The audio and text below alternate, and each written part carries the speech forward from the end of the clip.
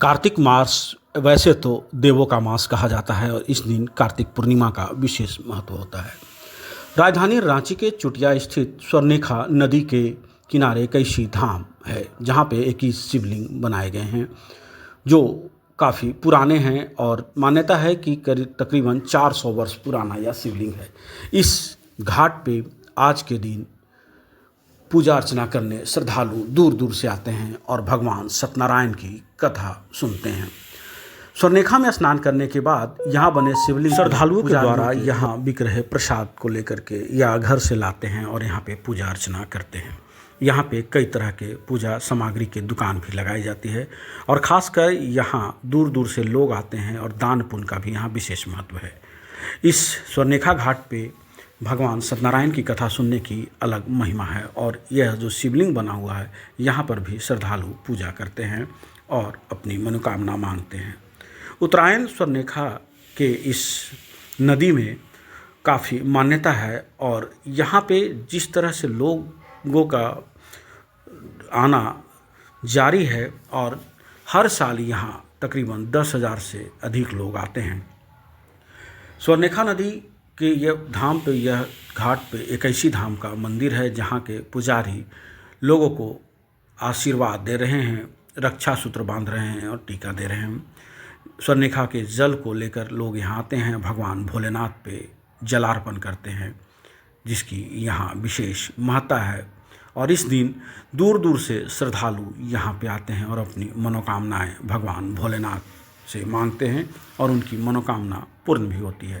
इस दिन का विशेष महत्व यह भी है कि दान पुण्य इस दिन पे लोग करते हैं और यहाँ पे तकरीबन 3 से 4 राज्यों के दरिद्र नारायण यानी कि जो भिक्षु होते हैं वो आते हैं और यहाँ पे भिक्षा यापन करते हैं।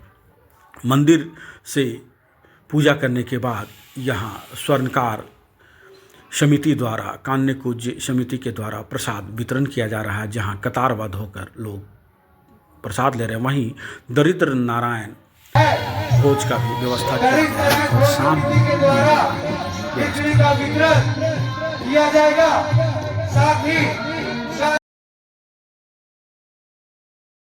इस मेला परिसर में बच्चों के लिए खिलौने, गुब्बारे, आइसक्रीम के साथ साथ महिलाएं, पुरुषों के लिए भी जरूरी की सामग्री बिक रही है।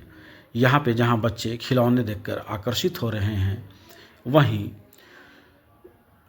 महिलाओं के लिए पूजा के सामान या घर में जो पूजा पाठ करते हैं बर्तन आदि का भी विक्रय यहाँ पे किया जा रहा है और चाट फुचका मेला की शोभा होती है और यहाँ पूजा करने के बाद श्रद्धालु यहाँ पे खाते हैं। दान पुण्य का भी विशेष महत्व है। रमना का तिलकुट भी यहाँ स्टॉल लगाया है। कैलेंडर, किताबें और डायरियाँ बिकनी शुरू हो गई है चूँकि नया साल आने वाला है।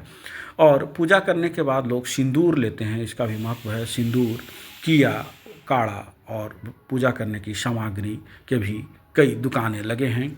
लोग यहाँ पे प्रतिवर्ष आते हैं और दुकान लगाते हैं और इस मेले का सबसे खास जो होता है दान पुण्य का, इसके लिए कई राज्य से भिक्षुक आते हैं। मेला में झूले भी लगे हैं जहाँ बच्चों का मनोरंजन हो सके और कई तरह के मेले में सामान बिक रहे हैं। बच्चे, बूढ़े, महिलाएं सभी सामग्री खरीद रहे हैं। बच्चों के लिए कई झूले के लिए मनोरंजन का लगाया गया है। यहाँ पे बच्चे कूद रहे हैं और एंजॉय कर रहे हैं।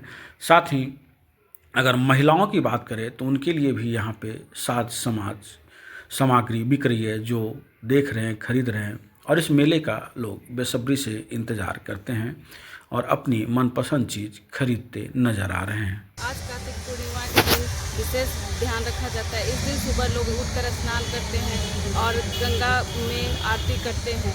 इस दिन इसका विशेष महत्व है। सुबह ही उठकर लोगों का यहाँ पे केसी महादेव में भीड़ लग जाता है। लोग यहाँ पे पूजा अर्चना करने आते हैं। इस दिन का विशेष महत्व रहने के कारण यहाँ पे नदी किनारे पूजा भी किया जाता है। लोग अब मंदिर में जाकर दर्शन करते हैं। यहाँ पे देखते ही देखते इतना भीड़ लग जाता है इस दिन की रास्ता में पूरा भीड़ लगा हुआ रहता है। लोग चलने नहीं सकते हैं इसका विशेष ध्यान रखा जाता है। यहाँ पे पुलिस लोग भी अपनी सेवा में लगे हुए रहते हैं, कार्यकर्ता भी लगे हुए रहते हैं तथा यहाँ पे गंगा स्नान के बाद यहाँ पे सत्यनारायण भगवान का कथा पूजा भी होता है, जिसे लोग ध्यान से कथा पूजा करते हैं और गंगा में अपना जल अर्पित करते हैं और ये आरती भी करते हैं। यहाँ पे दान पुण्य का विशेष महत्व है। लोग गरीबों को दान देते हैं और शाम में संध्या आरती भी होता है और दरिद्र नारायण भोजन भी यहाँ पे कराया जाता है। जो यहाँ पे गरीब लोग होते हैं वो भोजन करते हैं और जिन्हें जितना शक्ति होता है वो यहाँ पे दान पुण्य भी करते हैं।